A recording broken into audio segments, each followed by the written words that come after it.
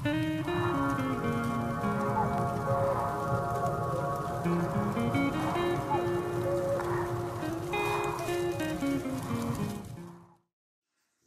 men Çadan'ın Huran Çuyul Şkolasının Hüme Klasının öğrencisi Kуулar Kаң-Демир Vladimirovич.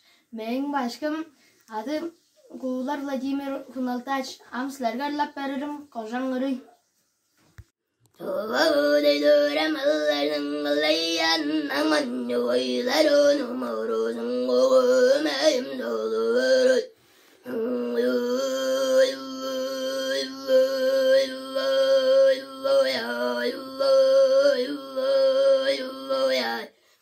Son mıyadırla vallasın arada eylelenmezin aradır eylelenmezin kocadı oğludur ben.